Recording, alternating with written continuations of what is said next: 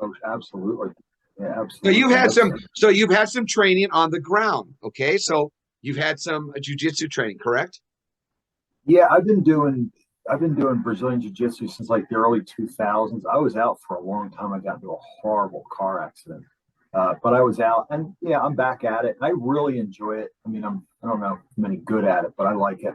I like Let to me I ask like you to this. train.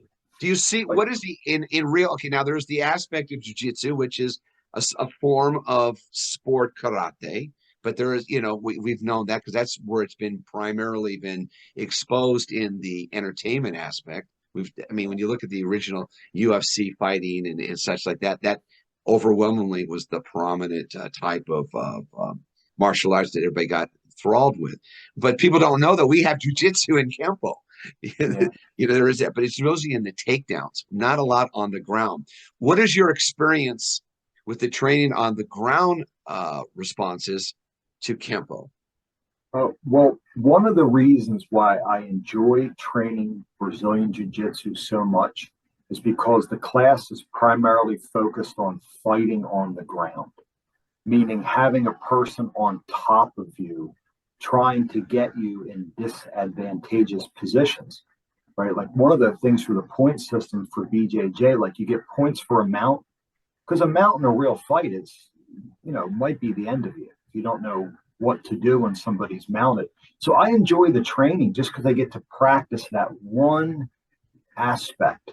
And when I spar and roll, as they say, my emphasis is on escaping and standing up. I like to try to work on getting out and getting up, and I let my partners crush me in side control and get mount on me because I'd rather try to fight my way out and fail and know that I have to work on it than just do something that I might have some ability doing, but rather like, all right, if I'm in a self-defense situation and I hit the ground and somebody just instinctively, like you do this in elementary school, get in a fight with another kid and you knock them down. What do? You sit on them, right?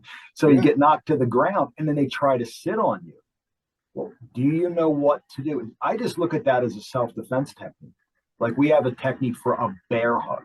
A bear hug might begin as a fist fight.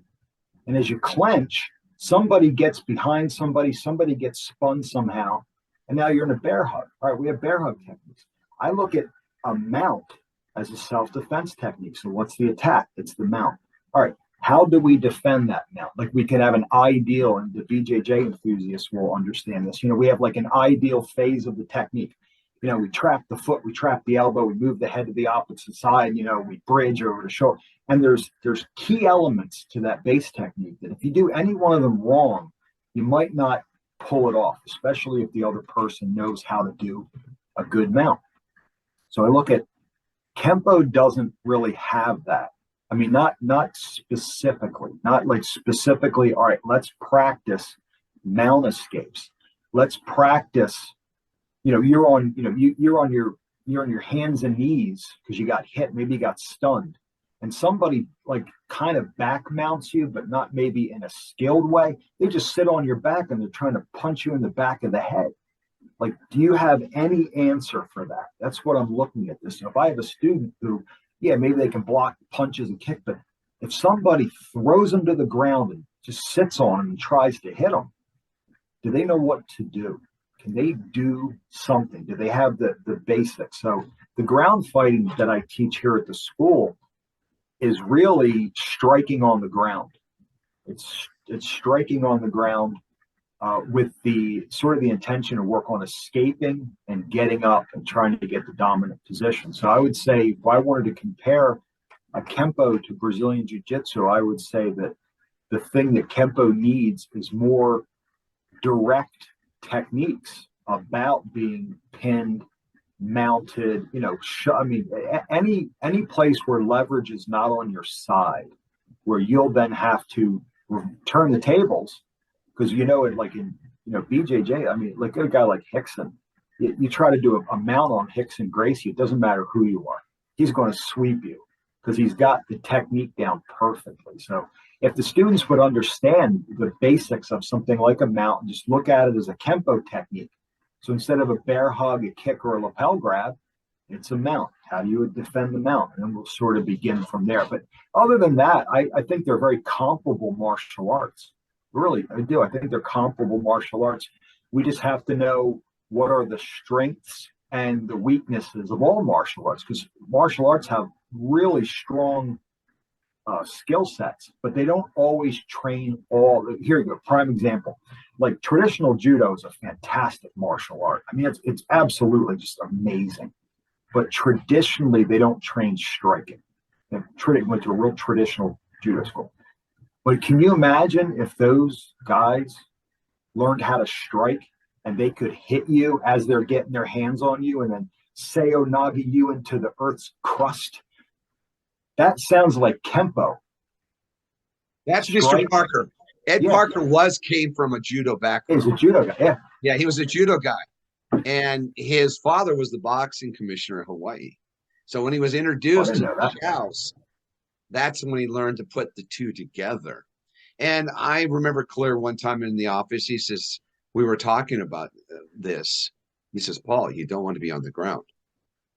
Not because, well, there's a bunch of factors. Obviously, the ground is an unknown. I mean, you train on a padded mat, that's something. But if you're on the asphalt and you hit it wrong, all of a sudden you might incapacitate yourself and assist the opponent.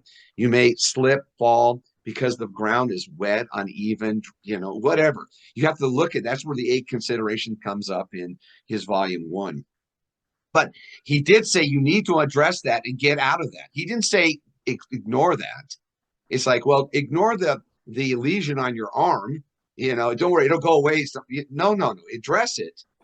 But you don't have to master it. You just have to understand what the strengths and weaknesses of are.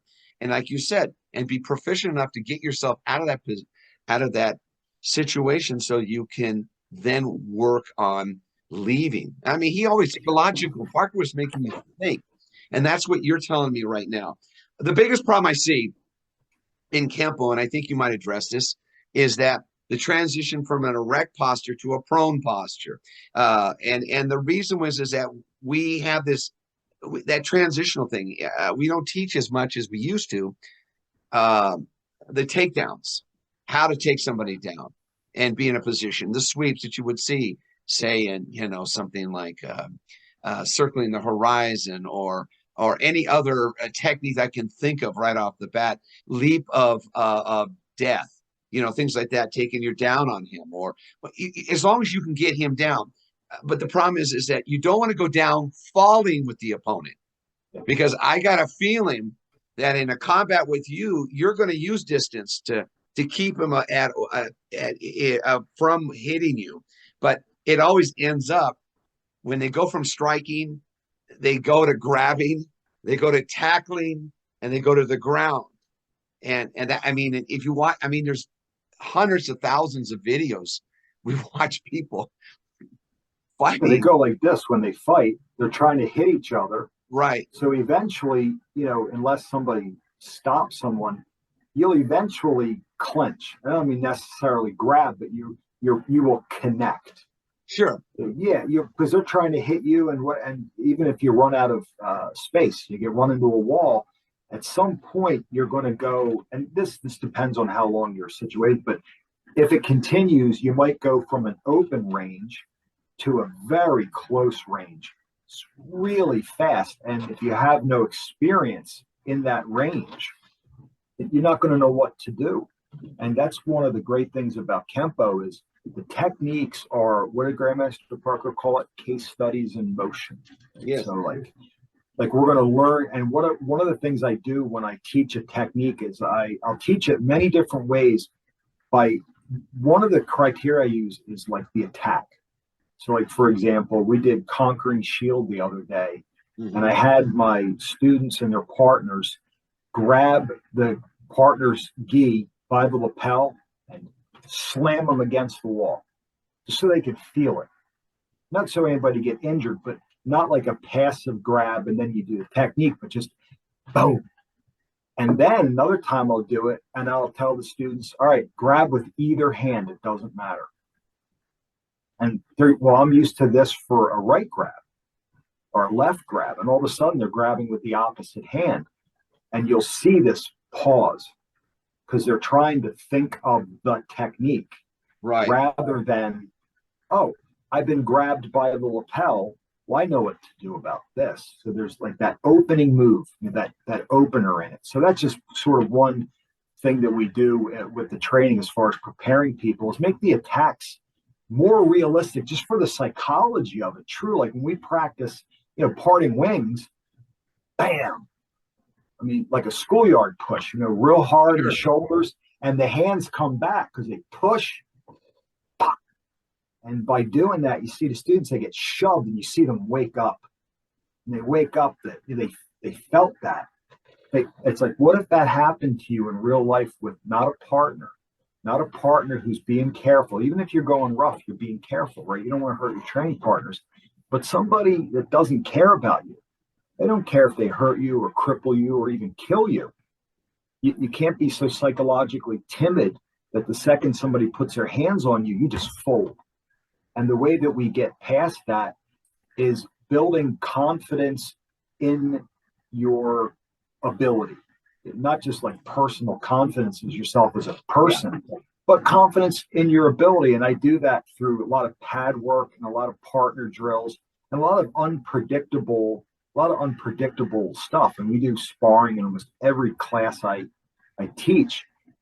If anything, just for the experience of moving against another person and get used to playing distance and range, offense and defense. Just generally. I think number one thing you're addressing, which is what the most essential thing is, a lesson from Trejo. If you're not right here, don't get in the ring. Mr. Parker would say mindset.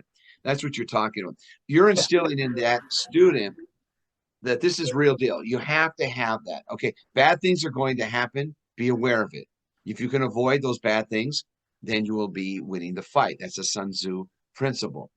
Okay, it's really easy. Parker looked at it, but when it came to being business, it was business there. Okay, and we're in the business of protecting lives because a mishap could paralyze somebody.